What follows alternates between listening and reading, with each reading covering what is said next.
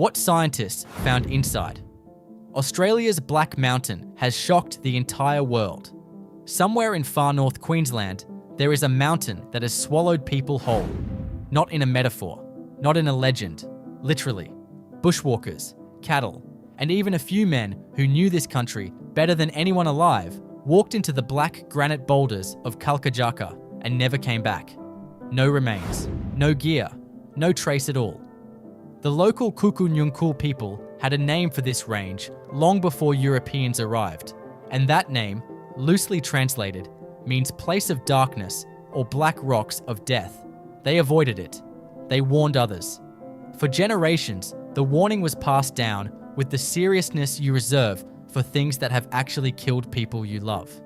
Then scientists arrived with equipment no one had ever brought to a place like this, and what they found inside and beneath those ancient boulders did not calm anyone down. It made everything stranger. Welcome to Kalkajaka Black Mountain in the rainforest hinterland above Cooktown in far north Queensland. This is the story of what researchers, geologists, biologists, acoustic experts, and Indigenous knowledge holders found when they finally went looking for answers. Some of those answers are beautiful, some of them are terrifying, and a few of them still have no explanation that anyone feels entirely comfortable with. The mountain itself. To understand why Black Mountain has the reputation it does, you first have to understand what it looks like. From the road between Cooktown and Lakeland, you see it rising out of the surrounding bush without warning. The rainforest in this region is dense and green and alive with color, and then suddenly there is this mass of black. Enormous rounded boulders, each one the size of a house or a car, or in some cases a small stadium, stacked on top of each other in a way that seems almost deliberate, as if something with incomprehensible strength piled them there on purpose. The boulders are granite, and they are old. The geological record puts their formation at roughly 260 million years ago, in the Permian period, long before the continent we call Australia existed in the shape it currently holds. Over those millions of years, weathering and erosion stripped away the surrounding rock layer by layer, leaving behind cores of exceptionally hard granite that resisted wearing forces long after everything around them had been ground into soil. The black color comes from a cyanobacterial coating. Cyanobacteria form dark biological crusts on exposed rock surfaces in high humidity environments. At Black Mountain, the combination of nearby rainforest moisture, direct Queensland sun, and the chemistry of the granite surface has created ideal conditions for this crust to coat almost every exposed face of stone. The result is a mountain that absorbs light rather than reflecting it, appearing almost unnaturally dark even in the middle of the day. But the color is not the strangest thing about it. The strangest thing is what is underneath. The cave system. Between the boulders, there are gaps. Some are narrow enough that nothing larger than a small lizard could pass through, but others open into passages, and those passages sometimes open into chambers, and those chambers connect to other chambers, and the total extent of the cave system inside and beneath the boulder pile has never been fully mapped. That is not for lack of trying. Carvers have been attempting to chart the interior of Black Mountain since the early 20th century, and they consistently find the same thing. The system goes deeper and extends further than any single expedition can follow. There are drops inside the mountain that have never been reached. There are passages that narrow, and then, according to people who have put cameras and probes into them, appear to widen again on the other side, suggesting rooms or chambers that remain completely untouched. The search for the bottom of Black Mountain has, so far, not found it. The total mapped cave passage runs to several kilometers of documented routes, but the geological assessment suggests the actual network could be significantly larger. In 2019 and 2020, a multidisciplinary scientific team used ground-penetrating radar and acoustic resonance mapping to build a three-dimensional picture of the interior. The scans revealed unexplored voids where no expedition had ever gone, and connected chambers running laterally through the lower sections at depths nobody had physically reached. And there were acoustic signatures from within the mountain that the team spent several months trying to explain. We will come back to those acoustic signatures. The disappearances. The historical record of disappearances at Black Mountain begins in the documented European accounts, somewhere in the 1870s and 1880s, when the region around Cooktown was becoming more heavily trafficked by pastoralists moving cattle through North Queensland. The incidents most repeated in historical literature involve a stockman named Granite, who went into the boulder field to retrieve lost cattle and was never seen again. His cattle were found. He was not. A search party went in after him and came back short one man, who had apparently walked into a passage and failed to emerge from the other side. In the years and decades that followed, the list of people reported missing near Black Mountain grew consistent enough that the mountain developed a specific reputation as a place that took people and did not give them back. Some of these disappearances have explanations that, while grim, are not mysterious. The cave system contains passages that descend steeply, chambers with unstable floors, and drops that offer no way back up for anyone who falls into them. A person who entered without proper equipment, who got turned around in the dark, who fell into one of the internal drops, might never be found even if searchers went in after them. The interior is complex enough that a body could remain unlocated in a section of cave no search party ever reached. But that explanation does not account for all of the reported disappearances. It does not account for the cattle. Animals generally avoid spaces that feel dangerous to them, and the accounts of cattle entering the boulder field and vanishing are harder to reconcile with a simple story about dark passages and unfortunate falls. And none of it accounts for what the Kukunyunkul people have always said about the mountain. The Indigenous account. The Kukunyunkul are the traditional custodians of the country that includes Kalkajaka, and their relationship with that mountain predates any European presence in North Queensland by tens of thousands of years. Their oral traditions, shared with researchers as part of a collaborative project between James Cook University and the Cooktown region's Indigenous communities, describe Black Mountain not simply as a dangerous physical place, but as a place with a specific kind of agency. The stories speak of the mountain as a living presence, something with awareness, something that makes choices about what enters and what does not leave. The Kukunyunkul understanding is not that Kalkajaka is passively hazardous the way a cliff is passively hazardous. The description, passed through generations of oral tradition, is that the mountain is actively engaged with the world around it. This is not a testable claim by Western scientific standards, but what the researchers found was that the traditional ecological knowledge embedded in these stories was, in several specific ways, accurate. The stories described unusual animals living within the mountain not found in the surrounding rainforest. The stories described the mountain producing sounds at certain times of year. The stories identified specific passages as particularly dangerous and others as relatively navigable. Distinctions that correlate with what cavers and surveyors have since documented physically. The people who had been observing Kalkajaka the longest had information that turned out to be correct, which is relevant context for the parts of their knowledge that science has not yet been able to verify. The biology, what scientists found living inside Black Mountain, was genuinely not what they expected. The cave system at Kalkajaka is what biologists call a distinct microhabitat, a place with its own temperature range, humidity, and ecological dynamics that differ substantially from the surrounding environment. Cave microhabitats produce what biologists call troglomorphic species, animals that have evolved specific traits in response to permanent darkness, including reduced or lost eyes, depigmentation, enhanced sensory systems for detecting vibration, and metabolic adaptations for surviving in food-limited environments. At Black Mountain, the research teams found exactly this kind of biological community, but the degree of adaptation went beyond what the team anticipated. The most significant find was a gecko species not previously described in the scientific literature. This Black Mountain boulder gecko exhibits reduced eye function in specimens from the deepest sections, unusual coloration compared to related species, and a body plan suited to moving through narrow rock crevices. The discovery of a previously undescribed vertebrate this close to Cooktown was described by the lead biologist as extraordinary. The invertebrate survey documented multiple spider species, including at least 2 restricted entirely to the Black Mountain cave environment.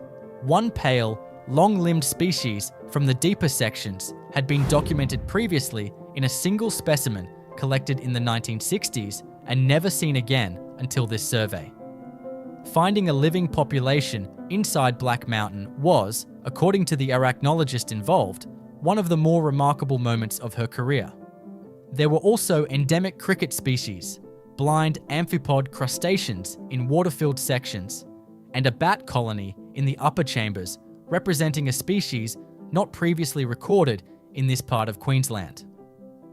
The cumulative picture was of a place isolated enough, for long enough, to develop its own distinct ecological community. Biologists described it as an island of evolution, a place where the usual rules of dispersal had not applied for so long that the life inside had become something genuinely apart from the life outside it, separated by only meters of granite, but by hundreds of thousands of years. The acoustic anomaly. Now we come to the part that nobody has been able to fully explain.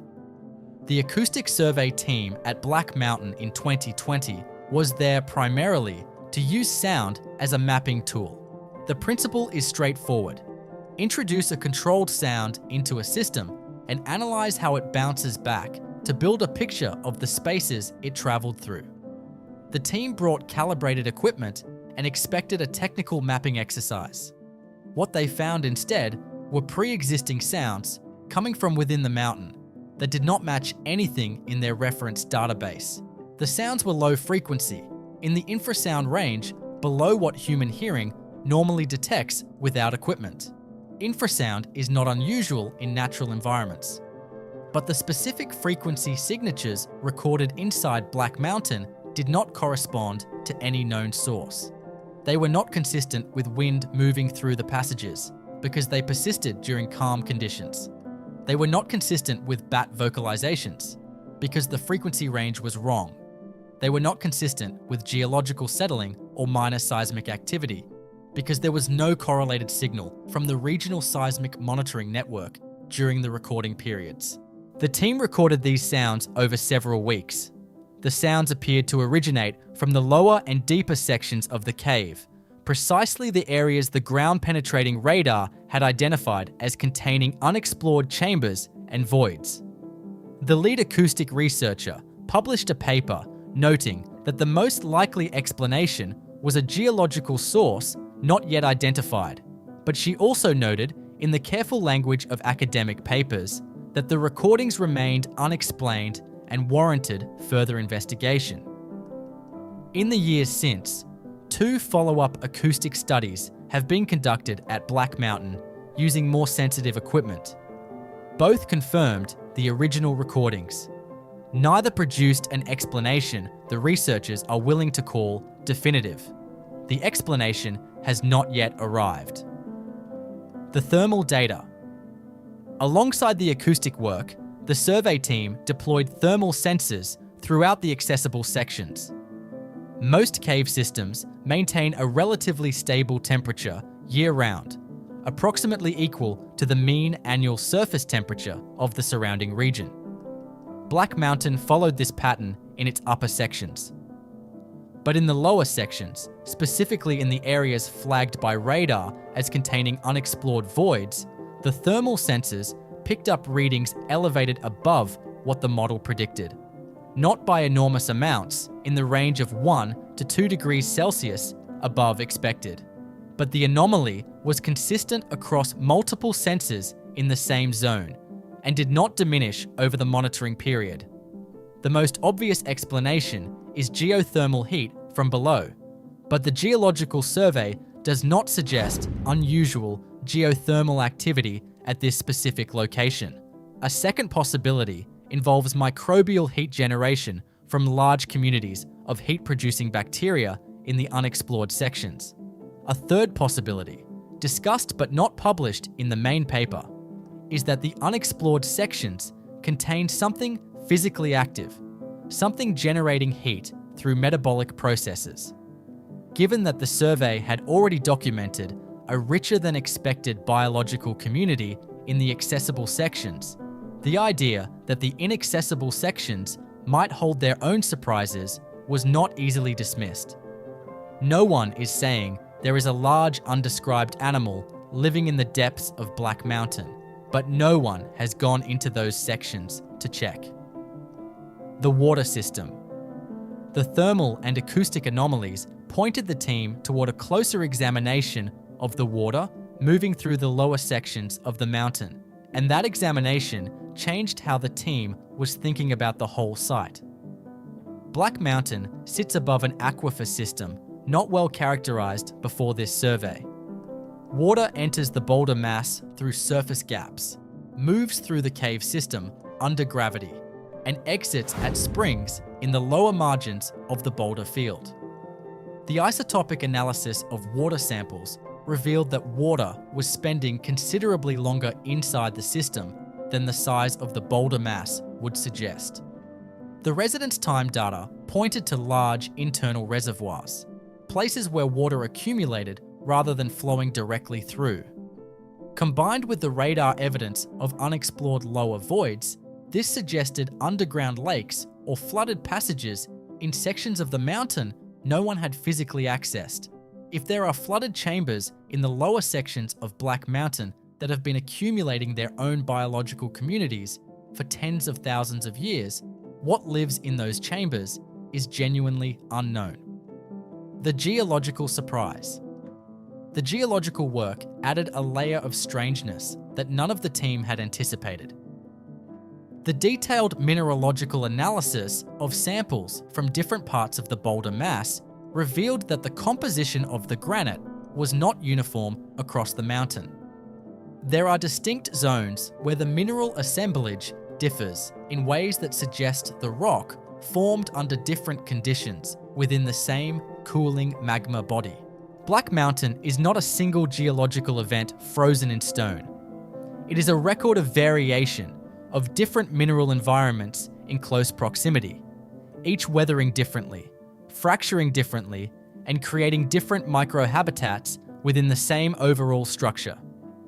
The geologist who led this component described it as finding a mountain more geologically complex than its simple appearance suggested.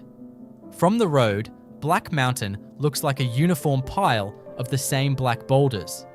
In the laboratory, it is a mosaic of different microenvironments, each contributing differently to the water chemistry and thermal properties the other teams were measuring. This geological complexity explains why the cave system is so extensive and structurally varied, with different passage shapes, different chamber geometries, and different levels of structural stability across the interior. The light at the edge of knowledge. The scientists who worked at Black Mountain over the 2019 to 2022 survey period produced documentation unusually candid about what it does and does not explain. The survey confirmed the biological richness of the accessible cave system and described multiple new and rare species. But it also identified the acoustic anomaly and left it unexplained. It identified the thermal anomaly and left it unexplained. It identified unexplored lower chambers that are both acoustically and thermally anomalous.